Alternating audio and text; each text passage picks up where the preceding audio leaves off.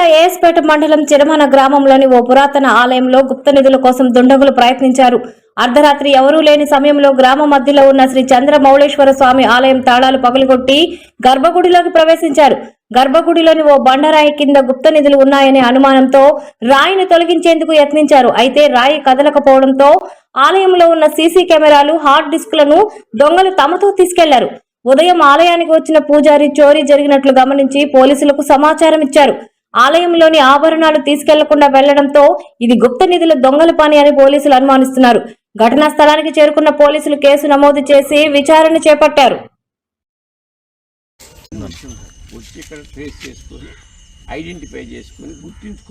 పూజారి గారిని, నా పేరు సురేష్ బాబు. మార్నింగ్ 6 గంటలకి దేవస్థానంలో పూజల నిమిత్తం దేవాలయంలోకి వచ్చేసరికి దేవాలయంలో తలుపులు కొంచెం గట్టి చెప్పండి సార్. దేవస్థానంలో తలుపులు పగలగొట్టేస్తున్నాయి సార్, తాళాలు. వెంబటే నేను ఎస్ఐ గారికి, మాకు టెంపుల్ కార్యనిర్వాహకులు నరసింహారెడ్డి గారికి తెలియపరిచాను. సిఐ గారు, ఎస్ఐ గారు వచ్చి చూస్తున్నారు. దేవస్థానంలో ఆభరణాలు, విగ్రహాలు ఏం పోలేదు. పురాతనంగా ఒక రాయిని బయటకు తీసేదానికి ప్రయత్నం చేశారు. ఆ రాయి రాలేదు. అంతవరకే జరిగింది. అమ్మవారి దేవస్థానాలు తలుపులు ఓపెన్ చేయలేదు. స్వామి గుడిలో కూడా ఎలాంటి వస్తువులు పోలేదు. విగ్రహాలన్నీ ఎక్కడే ఉన్నాయి. సీసీ కెమెరాలు ఉన్నాయి కదా సార్? సీసీ కెమెరాలు ఉన్నాయి. ఆ సీసీ కెమెరాలు కూడా ధ్వంసం చేశారు.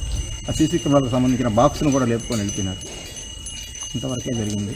తర్వాత అందరికీ ఫోన్లు చేసి చెప్పి సార్ గారికి, ఎస్ఐ గారికి, ఈఓ గారికి, నరసింహారెడ్డి గారికి అందరికీ తెలియపరిచాము. ఇంతవరకు అయితే అందరూ వచ్చి చూస్తున్నారు. ఇప్పుడే మా సిఐ గారు కూడా వచ్చారు.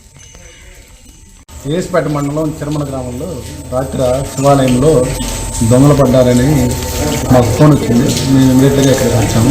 ఇక్కడ విచారిస్తే ఏదో గుప్త నిధుల కోసం వచ్చినట్టు ఉంది. ఏ వస్తువులు అయితే పోలేదు. న్యూస్ టీమ్ కూడా వస్తూ ఉంది. న్యూస్ టీమ్ కూడా విచారించి మేము ఈ యొక్క కేసుని ఛేదిస్తాము. అట్లాగే రాత్రి కూడా ఈ 11:30 టైంలో మా బీట్ కానిస్టేబుల్ కూడా ఇక్కడికి వచ్చారు. ఇది 11:30 తర్వాత జరిగినట్టుంది. ఇది విచారించి ఈ కేసుని ఛేదిస్తామని సార్. తాళం పాలు కొట్టారు, సీసీ కెమెరాలు ఎత్తుకోగారు సార్. ఇక్కడ అది పోయి అంటే వస్తువులు అయితే ఏం పోలేదు. తాళం పగలగొట్టి దాంట్లో ఏదో రాయి కోసం రాయి కలిగించారు. ఆ రాయి లోపల ఏదో గుప్త నిధులు ఉన్నాయనేది వాళ్ళ యొక్క ఆలోచన. అక్కడ సీసీ కెమెరాలు ఉంటే ఆ సీసీ కెమెరాలు కూడా 2 సీసీ కెమెరాలు తీసుకెళ్లారు. దీన్ని కూడా విచారించి మేము కేసు రిజిస్టర్ చేసి ఛేదిస్తామని తెలియజేస్తాము.